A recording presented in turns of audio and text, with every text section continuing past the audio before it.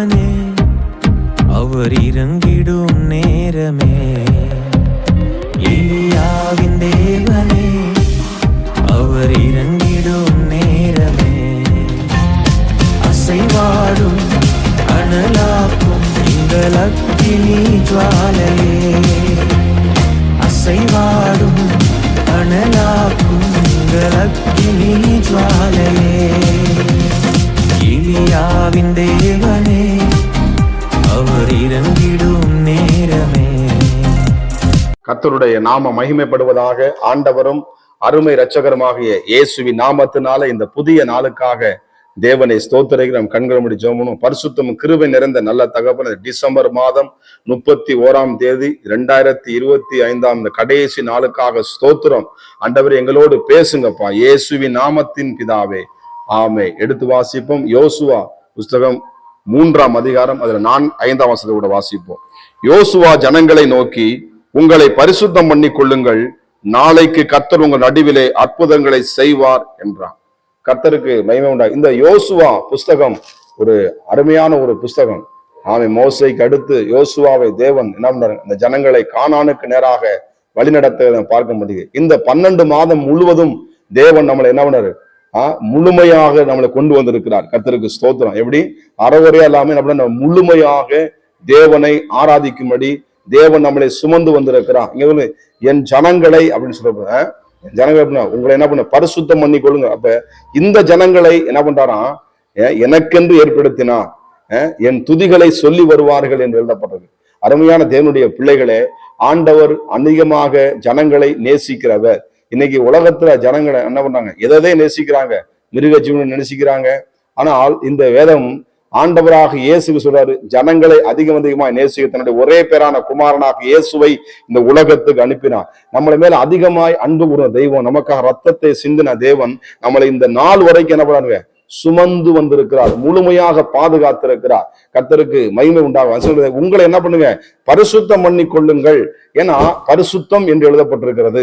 ஏன்னா ஆண்டவராக இயேசு கிறிஸ்து அவர் பரிசுத்தர் என்று ஓயாமல் துதித்து கொண்டிருக்கிற வேளையில அவர் பரிசுத்தராய் இருக்கிறது போல நம்மளையும் பரிசுத்தம் அடைய வேண்டும் என்று தேவன் விரும்புகிறார். நம்ம பரிசுத்தத்தோடு தான் ஆண்டவரை ஆராதிக்குவதற்கு வருகிற 2026ஆம் ஆண்டு 1ஆம் தேதி நம்மளுக்கு ஆஸ்வதமா இருக்க வேண்டும் என்று சொன்னால், இந்த 2025 தேவனுக்கு பிடிக்காத காரியங்கள் என்ன பண்ணா விட்டு ஆமே சோதர சில விட வேண்டிய காரியங்களை விடுங்கிறார். கர்த்தருக்கு சோதரம். இன்னும் நம்ம 2026க்குள்ள நம்ம கவலையோடு கண்ணீரோடும் போராட்டத்தோடு பிரவேசிக்க கூடாது.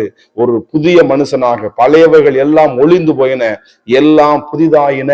ஆமே சோதரம். பழைய நினைவுகள் அவங்க இவங்க இல்ல. என் வாழ்க்கையில கர்த்தர் புதிய காரியங்களை செய்வார். 2025 மாதிரி என் வாழ்க்கை இருக்காது. வருகிற ஆண்டு எனக்கு ஒரு வெற்றியின் ஆண்டாக, ஒரு மகிழ்ச்சியின் ஆண்டாக, ஒரு சந்தோஷத்தின் ஆண்டாக, என் கடன் பிரச்சனை எல்லாம் ஆண்டவர் எல்லாவற்றையும் தீர்த்து என்னை கையின் பிரயாசத்தை ஆஸ்வதித்து மீதம் எடுக்க வைக்கிற என் தேவனாகிய கர்த்தர் என்னோடு கூட இருக்கிறார் என்று சொல்லி என்ன நம்மளை பரிசுத்தம் பண்ணி கொள்ள வேண்டும். அப்ப நம்முடைய ஆவி, ஆத்துமா, சரீரம் இது எழுதப்பட்ட 1 தெசலோனிக்கேயர் நீங்க பாத்தீங்கன்னா, உங்கள் ஆவி ஆத்துமா என்ன பண்ணு குற்றமற்ற காக்கப்படுவதாக. அப்ப நம்முடைய ஆவி, ஆத்துமா இந்த 3 பகுதியும் நம்ம என்ன பண்ணுவோம், சரீரத்தை என்ன பண்ணுவோம், நல்லா குளிப்பாட்டுவோம், நல்லா இது பண்ணுவோம், நல்ல ட்ரெஸ் உடுத்துவோம். நல்லது, கர்த்தருக்கு சோத்திரம்.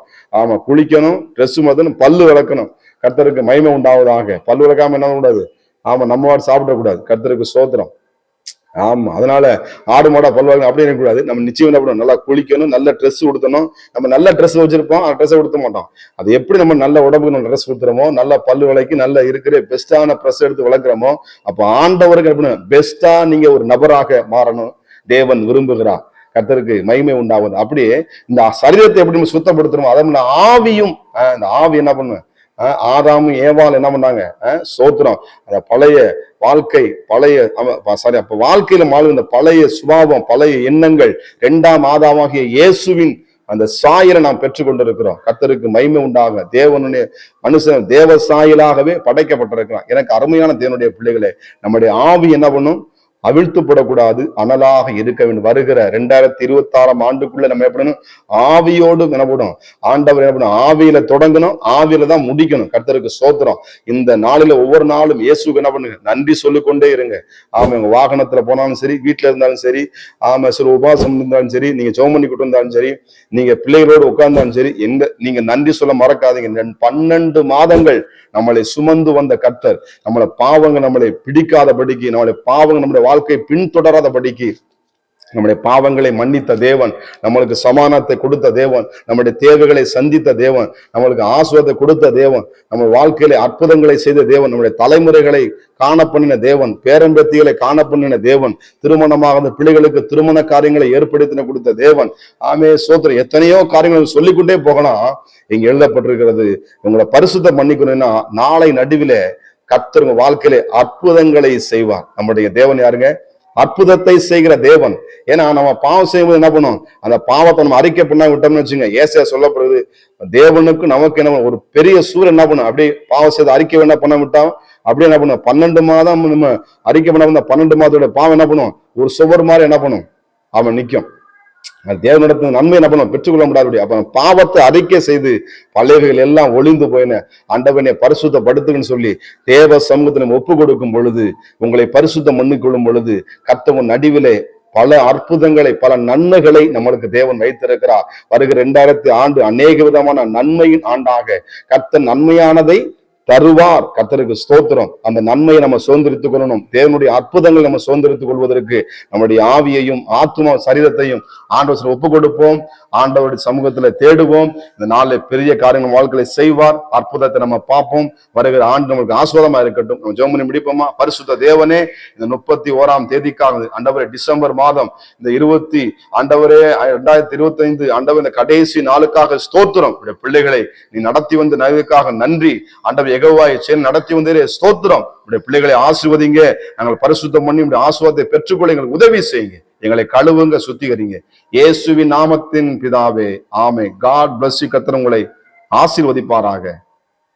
நான் ஒருவன் மாத்திரம் நீந்திருக்க, பாகாலின் படைகளை எதிர்த்திடுவேன். நான் ஜெபிக்க ஜெபிக்க அவர் தலையசைப்பார், ஜெபிக்க ஜெபிக்க அவர் தலையசைப்பார். நெருப்பாய் இறங்கிடுவார் என் தெய்வம், நெருப்பாய் இறங்கிடுவார். ஆவியே,